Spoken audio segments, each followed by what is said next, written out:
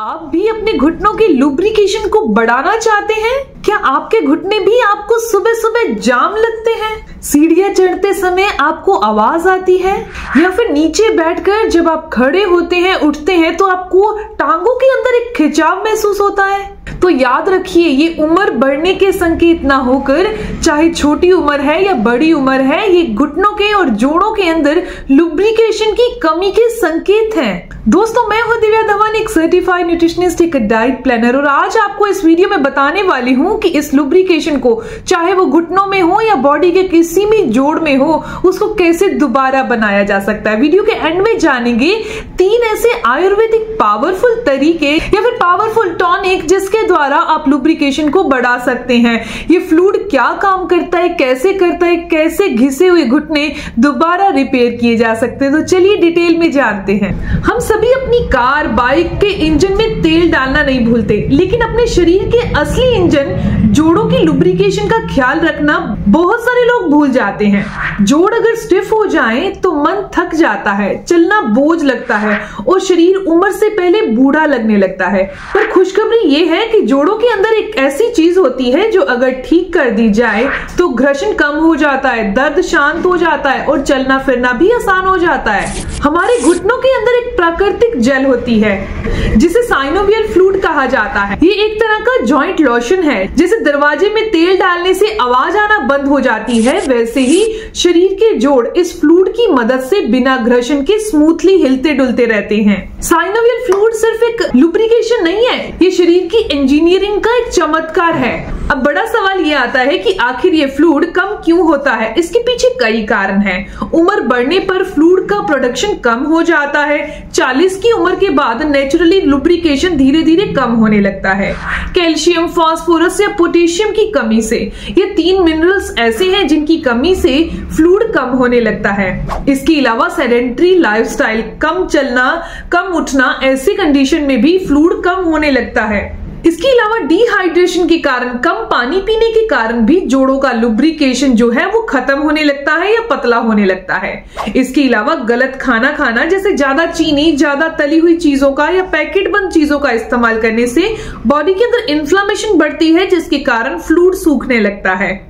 इसके अलावा over use या गलत वर्कआउट करना, ये कार्टिलेज को घिसा देता है, फ्लूइड को दबा देता है, जिससे जॉइंट ड्राई होकर दर्द करने लग जाते हैं। और अब आता है सबसे महत्वपूर्ण हिस्सा, जोड़ों के लुब्रिकेशन वापस कैसे लौटाएं? उत्तर बहुत ही सीधा सा है, जो चीज सूख गई है उसको फिर से भरना होगा। साइनोवियल फ्लूइड बनाने में सबसे जरूरी होता है 3 मिनरल, और वो है कैल्शियम, फास्फोरस और पोटेशियम।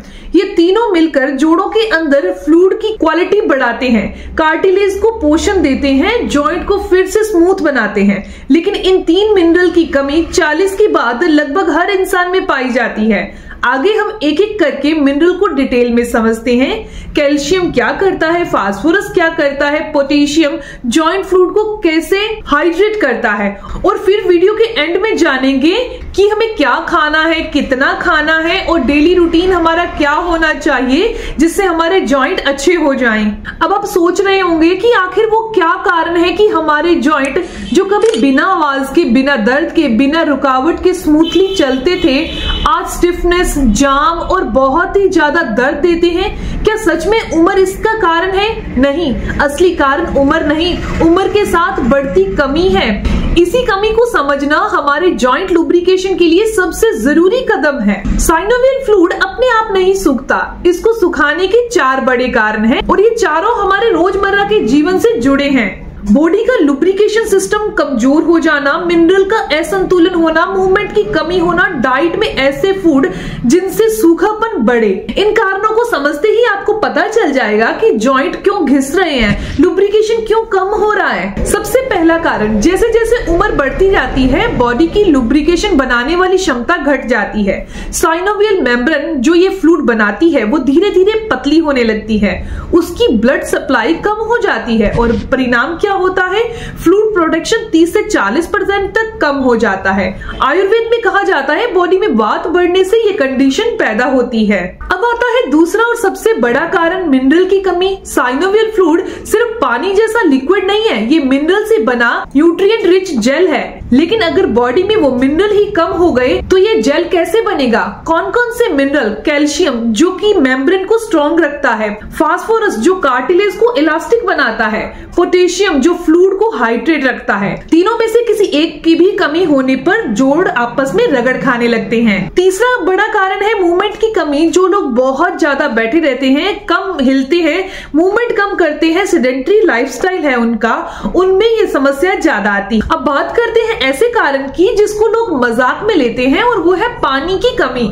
साइनोवियल फ्लूइड 70% पानी पर आधारित है। अगर बॉडी में हाइड्रेशन ही कम होगा तो फ्लूइड अपने आप कम होना शुरू हो जाएगा। अब जानते हैं पांचवें कारण के बारे में। बहुत लोग जॉइंट पेन की दवा लेते रहते हैं लेकिन अपने खाने पर ध्यान नहीं देते। कुछ फूड ऐसे होते हैं जो बॉडी में एसिडिटी, ड्राइनेस या इन्फ्लेमेशन यानी सूजन को बढ़ाते हैं, जैसे कि ज्यादा चीनी खाना, तला हुआ भोजन खाना, पैकेट बंद चीजें खाना, रिफाइंड चीजों का ज्यादा सेवन करना, बेकरी आइटम खाना या बहुत ज्यादा नमक का सेवन करना, ये सब अंदर जाकर ड्राइनेस पैदा करती है। आयुर्वेद में इसे वात एग्रीवेशन फूड कहा गया है।